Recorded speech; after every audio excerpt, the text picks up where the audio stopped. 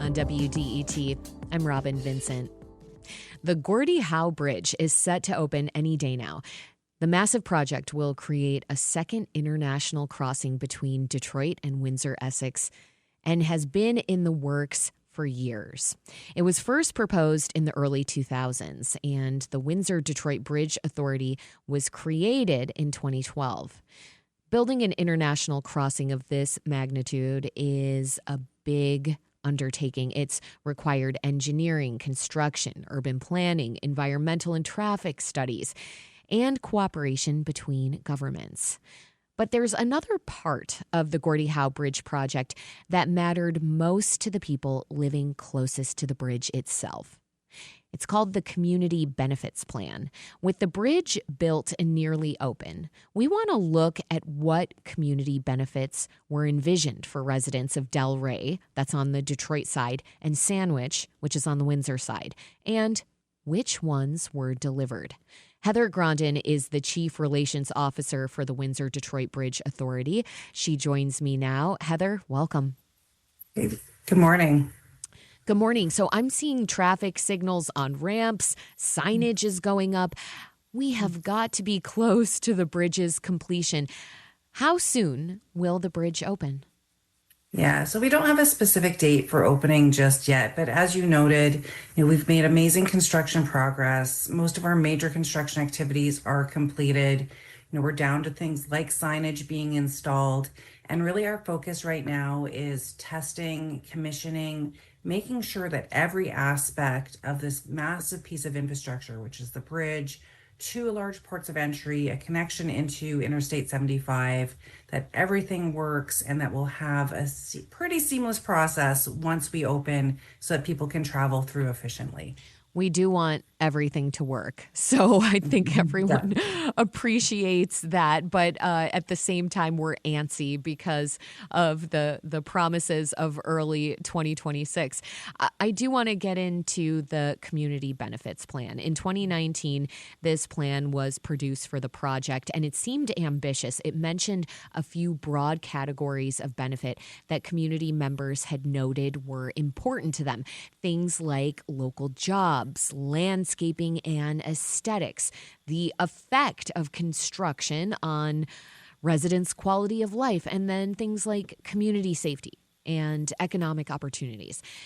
Now that the project is close to completion, we've got a chance to look back and see if and how some of those early needs that were identified have been addressed. So I want to start with a big one that's really central to the American conversation right now, and that is jobs and economic opportunity. A project of this size needs a lot of contractors and vendors. I'm wondering, were local businesses prioritized and utilized first? Yeah, definitely. So, having a local contingent delivering this project was a priority to us from day one.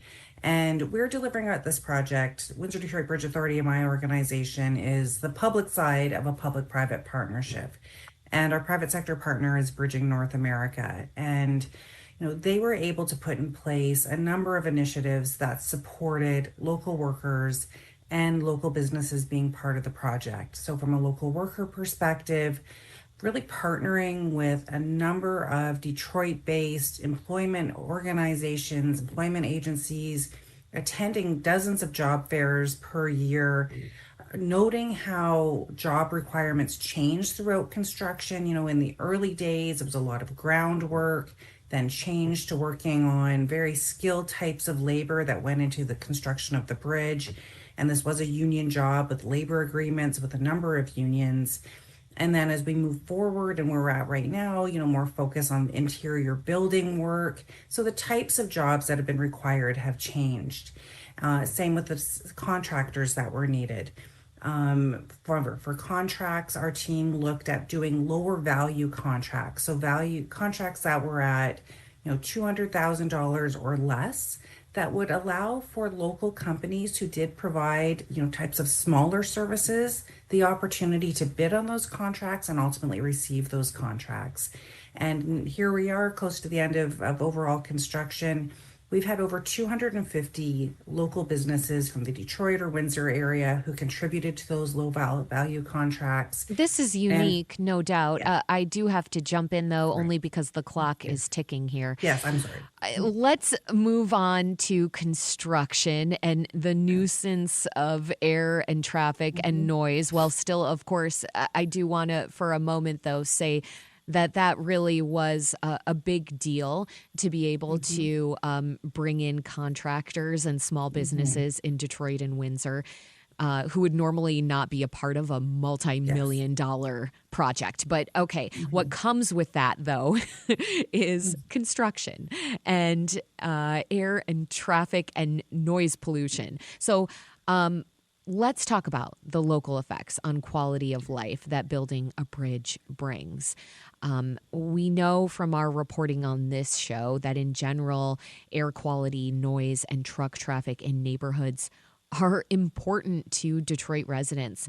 And the city recently renewed a pledge to enforce truck traffic ordinances in Southwest Detroit.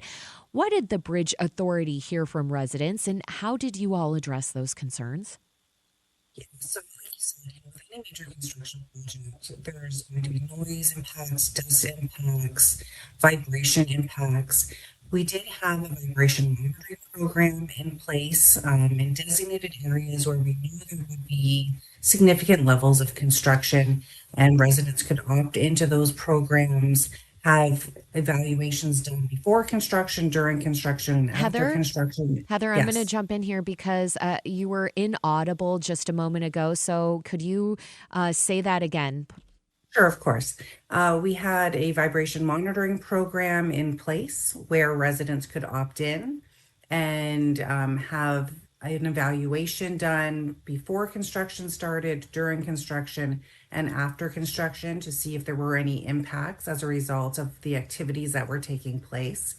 We did things like watering of roadways, following designated haul routes and traffic routes, and then quite honestly being open to feedback. We have a toll-free number that people were able to call, express their concerns, and we worked directly with our construction team to get out there to see what was going on and do additional watering or try to mitigate the dust in different ways based on specific one-on-one concerns that we were hearing.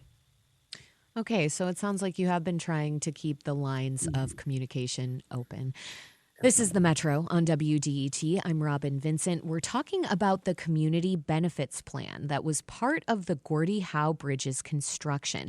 My guest is Heather Grondin. She's Chief Relations Officer for the Windsor Detroit Bridge Authority.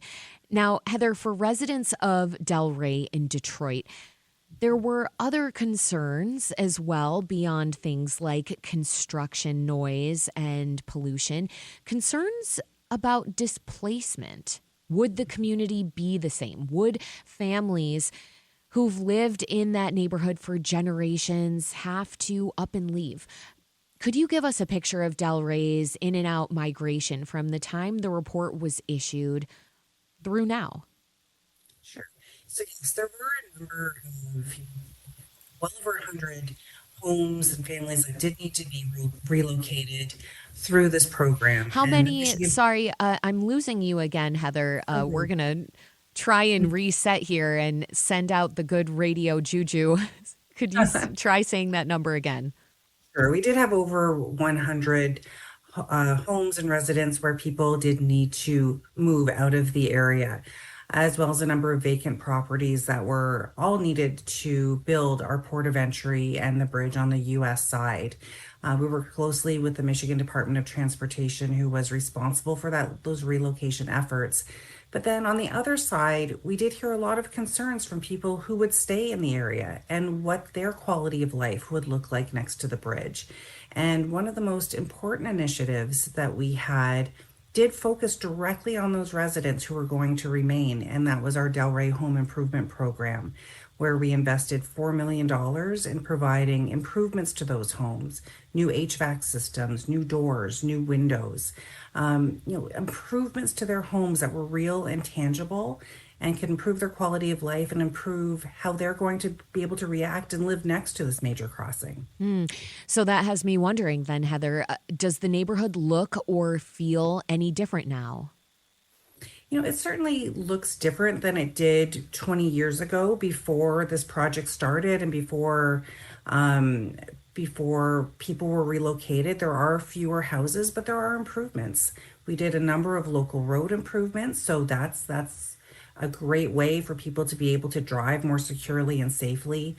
New lighting in the area, new sidewalks for increased walkability. There are connections to trails that we're installing. So there are definitely improvements to the area, and people have reacted very positively, definitely to the home improvement program, and are looking forward to having those broader and improved connections and walkability in and around the area. I want to go back to the truth here that this project has taken quite a long time to get where it's at and to be close to completion. And that has me wondering overall how the community's concerns and needs have changed over that time frame. What kinds of different requests, concerns are you hearing, are you fielding now versus earlier on? Yeah, definitely. So if I think to our earliest consultation on community benefits specifically, which was around 2015, 2016, a lot of the comments were about quality of life. That was in, you It, said 2015, 2016? exactly. And really what led to initiatives like the Delray Home Improvement Program. And more recently, as we're finalizing the delivery of our community benefits plan, one of our primary themes that we've heard is food security. Really not as much that we had heard that in the earlier days. So this is things like investing in food banks, providing funding for new refrigerators, providing funding for school lunch programs, providing infrastructure improvements that will make the experience better for people who use these services. And that is definitely a shift that we have seen over the last few years. And then I would also say that we have received requests to provide funding for businesses and training programs for entrepreneurs who are looking to leverage the Gordie Howe International Bridge for a future business opportunity that they're thinking about and working on. And that's a really great shift for us to see how people are seeing how the bridge will be part of their future. Sure, that makes sense. Seeing the ways that the bridge can fit into the economics, into the economy. But you mentioned food insecurity, and that strikes me. I mean, what are the limitations of a bridge authority to solve structural issues people face, like food insecurity, as opposed to, say, the government or the business community or philanthropy? Yeah, it's a great question, and certainly a question that we've thought about and talked about. You know, our mandate with our community benefits plan has been to be responsive to specific questions and needs, but we cannot solve broader systemic problems or broader issues. The money that we're giving, our overall community benefits plan is $23 million, divided equally on both sides of the border. So, significant in terms of making changes, but not going to totally wipe away some of these issues and problems. So these are smaller sized investments in making changes that we can make. In some instances, some of these organizations have been able to take our funding, use it for seed funding, for larger grants and larger support, and just getting able to go from one session to the next session to help people through current challenges that they're facing. And that's really been how we've approached this in our mandate. But no, our mandate has not been to completely eradicate some of these broader issues or make those longer changes. This is to help people through as we're working through construction. Heather Grondin is the Chief Relations Officer for the Windsor Detroit Bridge Authority. The Gordie Howe International Bridge is set to open soon. Heather, thanks so much for joining me on the Metro. Thank you.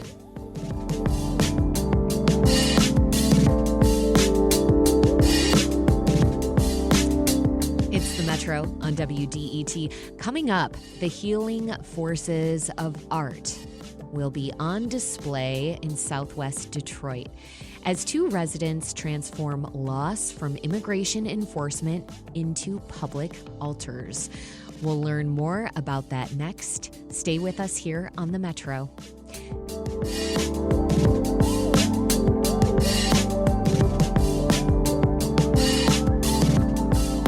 This is WDET-FM, Detroit Public Radio, your connection to news, music, and conversation.